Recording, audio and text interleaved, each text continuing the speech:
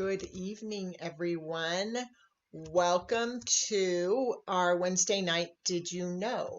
Tonight, what we're talking about is that triggers are not trauma. So I am really kind of excited to talk about this. Over the next few weeks, I'm going to kind of do a sequential filling in of the gaps that we experienced.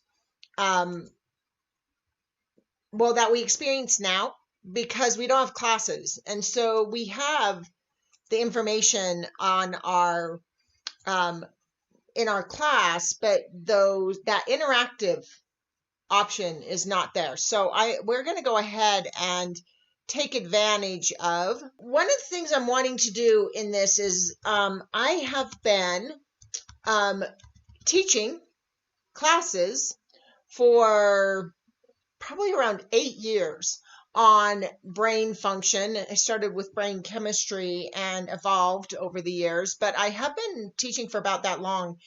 And a lot of questions come up that get us into some deep conversations. And I'm remembering back, I'm going through and watching the videos again, and I'm remembering back to some of the questions that have come up. And one of the big conversations that we have when it comes to brain function is what's actually driving our triggers. So a lot of traditional methods when it comes to when approaching trigger, a lot of traditional methods work at processing the trauma. Now, the issue with this is that the trigger for the brain is not the trauma. And this is what I'm talking about tonight, is what's really driving that trigger and why it's important to address brain function rather than the trigger itself. So I use the reference a lot that if we were to use the example of if someone grabbed me by the arm and then attacked me, we'll use that as our reference point for this conversation. Now, if I was this person that had this happen to me, the trauma is obviously the attack, right? So what I'm experiencing in the trauma state is whatever happened during the attack, but that's not the trigger. So the way the brain works is this: it tries to prevent trauma happening. By the time we're actually being attacked, by the time the actual traumatic event is occurring, to have the brain trigger at that point would leave us susceptible to just always being attacked, right? If my brain isn't going to respond until after the attack has begun, then it's going to leave me vulnerable. The other thing about this is that I want to talk about, and I'll probably get into it even a little more next week, but I want to bring it up, and that is the fact that when we're in trauma, we're not remembering the trauma. So a lot of times we get taught that we have these suppressed memories.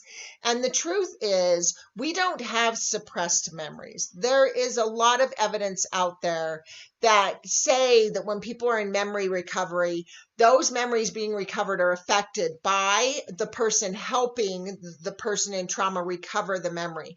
And it's not intentional, but it's what happens.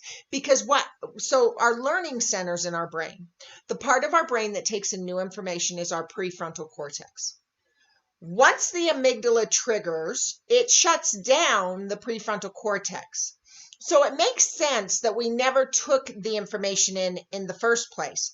We are not absorbing new information when we're in a traumatic state. When we're in a traumatic state, we are actually shut down from absorbing new information.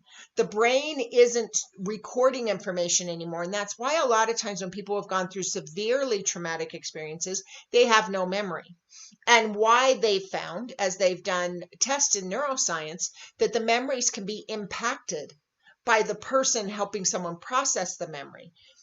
The trauma is not the issue. That's not where the trigger is. The trigger in this scenario where I talk about being grabbed by the arm is the grab on the arm.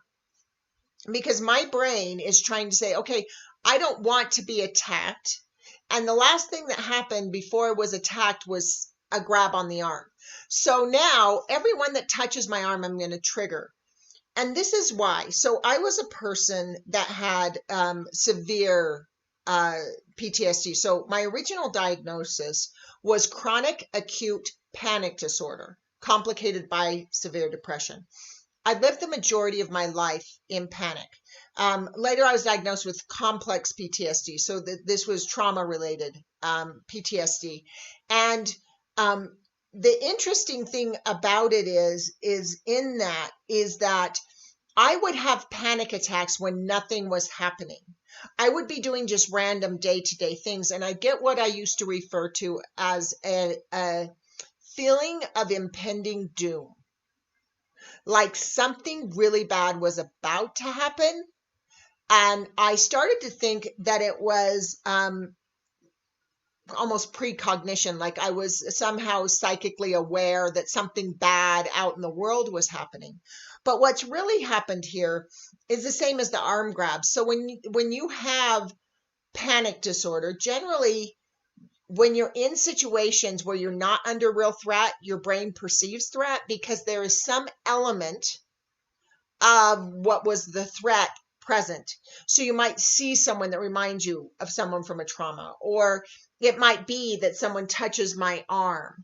And the brain starts to say, oh no, a bad thing's going to happen, and it triggers the fight or flight. So we can react and get out of the situation before the bad thing happens again. Now, here's the issue. Especially if you're dealing with PTSD, but also anybody dealing with trauma. If you're dealing with anything that was at any point a trauma in your life, so something that really, in a sense, devastated your systems of safety, feeling safe. If you're suffering, if you've ever suffered anything like that, trauma like that, the trigger is not connected to the trauma, and it's connected to that moment before. So what commonly happens is we have these feelings of impending doom, these feelings that something bad is about to happen, but what they're correlating to is whatever happened to us before. Now, a lot of times, so like for me, my childhood, I grew up with a sibling who is psychopathic. And so he would just randomly go into rages, or he would just randomly do things. And usually when that happened, I was fine. My world was fine. I was playing, or I was watching a show, or I was doing something that actually made me happy. And then all of a sudden he would come out of nowhere and blindside me. And because of that, the enjoying things, being able to sit and watch a movie or just be happy became a trigger for me, because I was always waiting for that other shoe to drop. That's where this saying comes from, is that we have this fear of what might happen because we've been in situations where we felt fine and then the bad thing happened. I mean, we can all think back to 9/11, and this becomes really pertinent in the fact that there are a couple of things that have happened in studies with 9/11. So one of the things about 9/11 is it became a trauma for the country, or a lot of people in the country. Maybe everybody wasn't traumatized by it, but a vast majority of our country felt traumatized by this experience. It was our home had become this war zone, and we aren't accustomed to that. And so our brains reacted to that trauma. Now, it's really interesting when they look at, there's this study about memory and how we don't recall things. Our memories are never accurate. And what they did was, the day after 9/11, they went and interviewed 1,000 people from Manhattan and asked them a series of questions like, where were you when you found out? What were you doing? How did you find out? Who did you find out from? All of these questions were gathered. And then they sat on those questions for 10 years. And then after 10 years, they went back. They found 800, I think it was 700 or 800 of the people they had originally interviewed, and they interviewed them again, and every single one of them got every answer wrong. Now, the decision from the neuroscientific perspective is that we don't remember anything accurately. Now, I don't think that's necessarily true. Before the car accident that I had a photographic memory. I could recall verbatim words that were spoken, or if I was doing a test in school, I could go back in my mind and reimagine the image, the picture of the book that I had read for the class and read it to get the answers. So I could bring things like that back. Now, I didn't have the full eidetic memory of some people that live steeped in that, but I had these abilities to remember at this level. And I could verbatim recite things that were recorded, things like that. My daughter's the same way. She has this amazing ability with memory to recite back. Now, I do not have that same ability when I'm traumatized. And the one thing I think, the piece that they potentially missed in this study is the fact that they interviewed a bunch of people that had been through a trauma. So the memory is going to be inaccurate because the prefrontal cortex is off. So they've not only done an interview of people that have gone through this experience of 9/11, they've interviewed people at ground zero. They've interviewed people that were there in Manhattan and experienced this trauma of people that they knew or were close to or within their city. And so in that, it makes sense that 100% of the people got the answers wrong, right? It makes sense that in a trauma state that would happen because our prefrontal cortex is shut off. And so the actual memory, theoretically, that we should process to relieve trauma is whatever was happening the moment before. But this is where everything gets a little bit messy because our triggers are that sensory information, sight, sound, taste, touch, smell, right? So there are people that respond to barometric pressure. Seasonal depressive disorders are driven by the amount of light in the sky and the weather outside. Holidays can really traumatize people. Anniversary dates, when somebody has lost a loved one and they go on the anniversary date, when things are familiar again to the brain of that circumstance. So first of all, we can't control the sensory information. Now, the issue is the memory here. The memory we're processing when we're processing trauma is what happened after the trigger. So the trigger can still exist. Now, our response to the trauma, we can become more empowered and have a different level of response to the trauma, but we've not actually have a trigger when it triggers the amygdala is threat of imminent death. So the brain thinks we're going to die, and that's when it triggers that amygdala. Now, one of the things I talk about all the time is that we don't need to ever have fear. The fear is not a necessity in our life because we don't need to respond to threat with fear. It is true that's a primal response, and that's how primates have responded for as long as they've been primates. But now we have this different brain function emerging that doesn't respond to threat in the same way. This is why there are more and more people that are adventurous and curious and out traveling and trying new things, because our response to threat can be ingenuity, right? So this is what I talk a lot as we advance brain function, that we can actually move to this place where we no longer have a fear response in the brain. Now, the biggest issue here is putting focus on the trigger or even the trauma. And we really want to put focus on, of course, is that amygdala that's responding this way. And this is the other part I want to talk about, where I want to talk about triggers aren't trauma.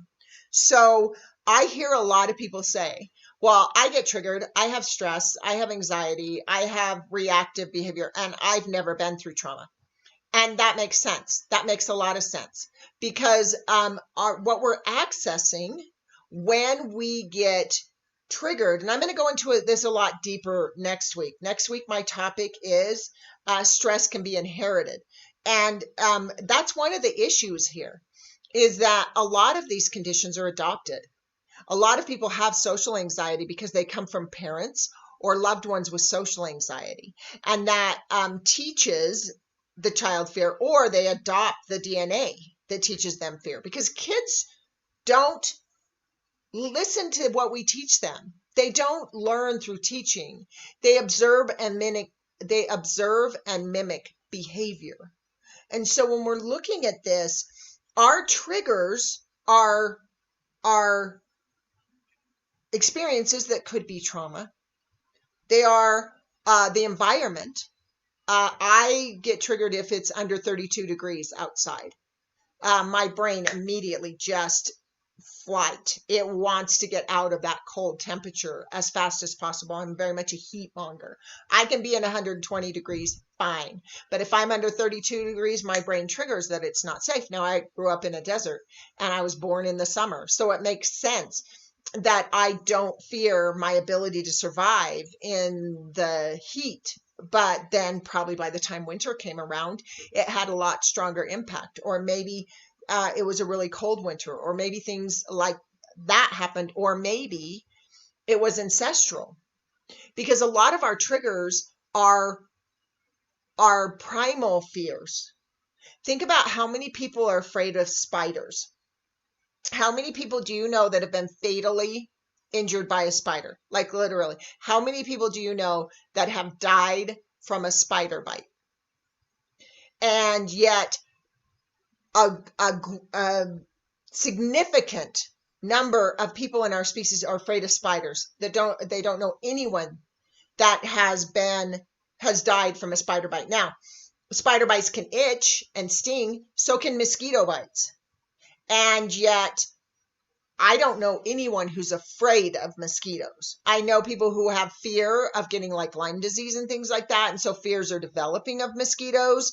But I can think of a lot of things. I think of a lot of people that are more afraid of spiders than they are of wild animals, even. It's this ironic thing, but it's really not. It's the brain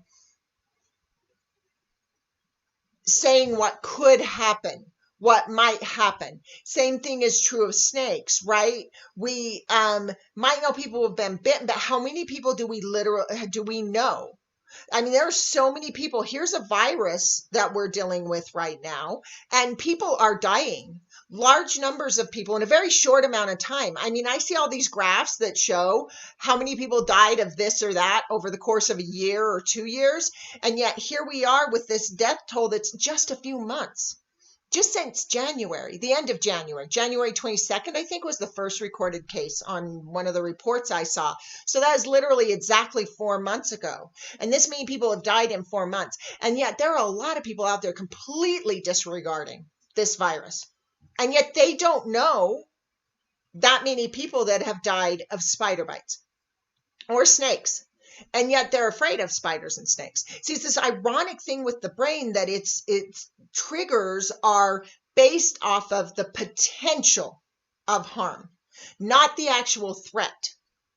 If I'm not allergic to most spider bites won't hurt me. I was playing a trivia game the other night, and they said the percentage of spiders that are actually deadly poisonous is 1/10 of 1%. Right? But a lot of people are afraid of things like wolf spiders or even brown recluses and black widows aren't deadly to most people with one bite. And yet we live in these states of fear. And then here we have this virus that's obviously killing people, and we don't have this fear response because our brain hasn't registered it, because most of us have not lived through a plague of any kind.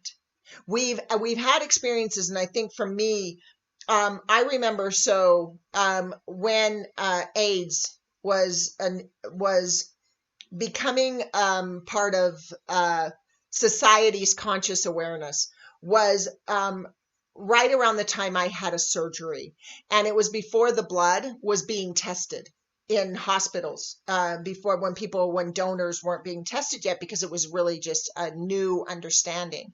And I had had a major surgery, and I had had a blood transfusion, and I was notified, well, my family was, that we were notified this blood was not tested. And so there I was, and I think I became very aware of the potential of a virus. And I remember the fear response from some people. There was a lot of overreaction on some veins, ostracizing people with AIDS.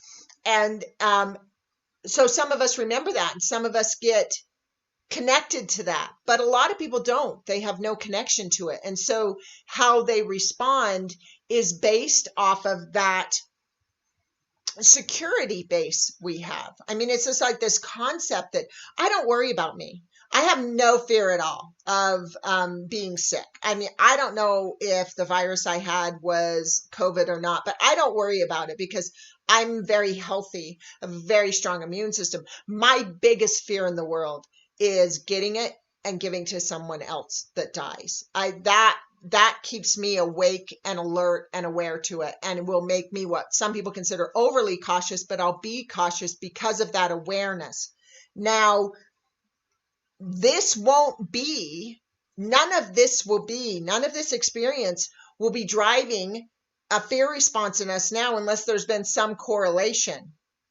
It's the next virus that will feel it, that we were all doing fine, and then all of a sudden this thing happened. We might all react differently if another coronavirus comes about, or even another strain of the flu. We're going to be more hypervigilant because our brain now isn't reacting as much to the virus as it is to the fact that we were so calm before.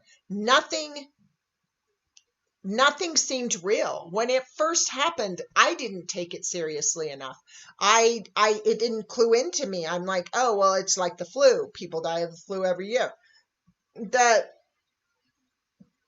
The shift had to happen coming out of that amygdala to say, you know what? It should never be okay in my mind that any level of humanity could die. I am going to be more hypervigilant in my life overall about how I handle that, right? But we have to remember that whether we're experiencing trauma right now or not, it's not the trauma that's going to cause it. The other example I want to use tonight, and this will be about my time for the night, so if you have any questions, throw them up. But the other example I want to use is the earthquakes. I have heard so many people talk about the earthquakes that we've had here in the Salt Lake Valley, and talk about how they're messed up from them, how much stress and trauma and all this they've had. But none of them have had a single injury. Or when I've asked them, had a point in their life where they knew someone that was injured by an earthquake. They were aware of people in other countries and stuff like that with major earthquakes, but they never had a personal experience. And yet they were having this trigger. Now, this is a simple trigger of familiarity. This is a trigger that my dog had. My dog is a year old and, well, 2 now maybe, but he's never been through an earthquake. And yet, this isn't my little dog. This is my bigger dog. He was barking. He kept barking and freaking out. And then my little dog started to attack him when one of the earthquakes hit. Because the brain is not that shifting. The ground is shaking. It's unfamiliar and it's beyond our control. There is nothing I can do about an earthquake. I can do things to protect myself, but I can't stop the earth from shaking. So it is a really vulnerable feeling. The trigger from that, the ground shaking, is not my personal experience. It's not a trauma I went through. It is stored in my brain from my ancestry, it is an unfamiliar situation that the brain is saying, this isn't cool, the ground is not supposed to shake, because that's not part of the rules of how the ground works. So we need to start separating ourselves from the trigger. The problem is this: So many of us want to try to control and change how our brain functions through our conscious mind. We want to be able to go and make the brain do what we want. And we can make the brain do what we want, but we can't do it by using our conscious mind to try and control the reaction. The reaction is unconscious. It's going to happen. The trigger is going to happen. What we need to do is change the brain function. And I am going to get into that more next week. I'm going to talk more about shrinking that amygdala and how these memories happen, how memories are really working in the brain and what's happening. So we'll talk a little bit about the hippocampus and about the brain accessing that memory and how it's using it so that we can start to change the reaction instead of reacting to fear, instead of trying to control all the billions of triggers that could be in our head, whether it's earthquakes or viruses or things that we've never even experienced. Instead of trying to control all that, we can control the way the brain reacts to it by changing the function in the brain, by making the brain not use the amygdala anymore for its reaction to threat. And so that's what we're going towards. That's what the course is about. So you can find the course on our website. If you want to know more and get really deep into the brain and that piece, it's on the website inspiredevolutionproject.com. And you go to education and courses, and then it's the phase 1 free course that's called Relief of Suffering. I'll also announce that we do have I am creating a new nonprofit that is a free online recovery program. And so if you do have high trauma and you have addiction for it, this is free. This is a completely free program. It's going to be completely funded so that the participants get it for free. There's never any point where there will be any charge during this recovery program. And so that is launching on June 27th. We're having a launch party. If you want to know more about the launch party, definitely shoot me a note. Throw a note in comments or something, or just follow yourwayrecovery.org. That's your YOUR way, WAY recovery.org. And if you follow that site, everything that we're launching for the party, we're going to be having scavenger hunts and raffles and all of that. That'll all be there. It'll also be announced on social media. But if you're a person that has high triggers and has trauma, it's a new approach to that recovery if you have addiction as an effect of that trauma. If you have trauma, suffering addiction or not, that course I mentioned on inspiredevolutionproject.com will also address that. And so I just want to thank everyone for being here tonight. The last 20 seconds of the video, when you come back, if you come back and watch it later on YouTube, we'll give you a subscribe link. It'll also give you a link to the first class in brain chemistry. So if you don't want to check it out on the website, you can go to our YouTube channel. And in addition to that, there will be the playlist for all the brain hacks are on that channel. And so there will be a link right at the end of the video after I do the editing. So I think that's everything. I'm going to go ahead and log off. I will be in the private group at 6 o'clock or at 7 o'clock, pardon me. If you're interested about that private group, you can shoot me a message and I'll explain what it is. But until then, I'm not seeing any questions. So what I'm going to do is I'm going to let everyone go for the night.